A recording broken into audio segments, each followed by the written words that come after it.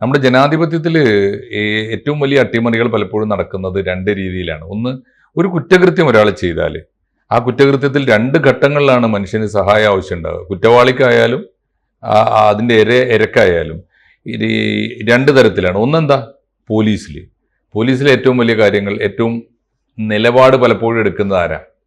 ഒന്നുകിൽ ഭരണകൂടത്തെ പിന്തുണക്കുന്ന, നേർക്കുനേരെ ഭരണകൂടത്തിന്റെ രാഷ്ട്രീയ നിയമനം വഴി വന്ന ഉയർന്ന പോലീസ് ഉദ്യോഗസ്ഥന്മാർ.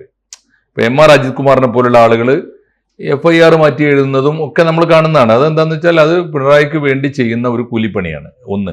രണ്ടാമത്തെ എന്താണെന്ന് വെച്ചാൽ ഇതൊന്നും ഇല്ലെങ്കിലും ആരും പറയാതെ തന്നെ രാഷ്ട്രീയ നിലപാട് എടുക്കുന്ന ഉദ്യോഗസ്ഥന്മാരുണ്ടാവും.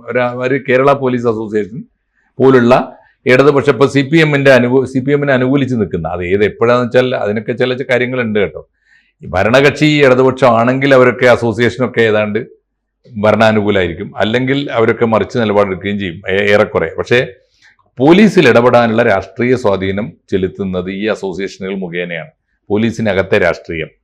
രണ്ടാമത്, ഒരു കേസ് പോലീസിൽ നിന്ന് പോയി വലിയ ദോഷമില്ലാതെ, പാർട്ടിക്കാരാണെങ്കിൽ പാർട്ടിക്കാരായ പ്രതികൾക്ക് ദോഷം ചെയ്യാത്ത തരത്തിൽ കേസ് ഫ്രെയിം ചെയ്ത് കഴിയുന്നത്ര ഡൈല്യൂട്ട് ചെയ്ത് നിസ്സാരമായ വകുപ്പുകളൊക്കെ ചേർത്തിട്ട് കോടതിയിൽ കൊടുക്കും.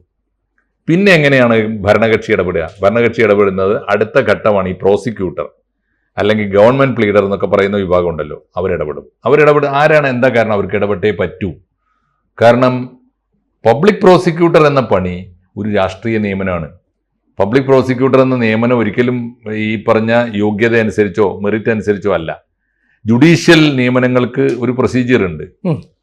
വക്കീല് കക്ഷി കൊടുക്കുന്ന ഫീസും അവനവന്റെ സാമർഥ്യവും അനുസരിച്ച് ജീവിക്കുന്നവരാണ്. അവർക്ക് ഗവൺമെന്റിന്റെ ഭാഗത്തുനിന്ന് യാതൊരു ആനുകൂല്യവും ഇല്ല.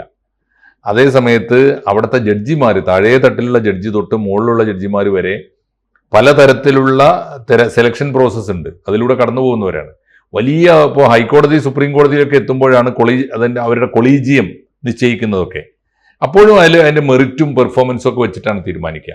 രാഷ്ട്രീയ താല്പര്യങ്ങൾ അപൂർവമായിട്ടൊക്കെ ഉണ്ടാവാം എങ്കിലും, പക്ഷെ താഴെ തട്ടിൽ അങ്ങനെയല്ല. താഴെ തട്ടിൽ ജുഡീഷ്യൽ പ്രോസസ്സ് എന്ന് പറയുന്നത് അവർ 3 കൊല്ലം ഏതെങ്കിലും കോടതിയിൽ പ്രാക്ടീസ് ചെയ്തിരിക്കണം, മിനിമം 3 കൊല്ലം. എന്നിട്ട് വളരെ ടഫായിട്ടുള്ള ഒരു ടെസ്റ്റ് എഴുതണം, ജുഡീഷ്യൽ ടെസ്റ്റ്. അത് ഒരിക്കലല്ലെങ്കിൽ പലതവണ അറ്റൻഡ് ചെയ്ത് പലപ്പോഴും അപ്പിയർ ചെയ്തിട്ടാണ് കിട്ടുക. കൂടുതൽ വാർത്തകളും വിശേഷങ്ങളും നിങ്ങളിലേക്ക് എത്താൻ ABC മലയാളം സബ്സ്ക്രൈബ് ചെയ്യുക, ബെൽ ബട്ടണും അമർത്തുക.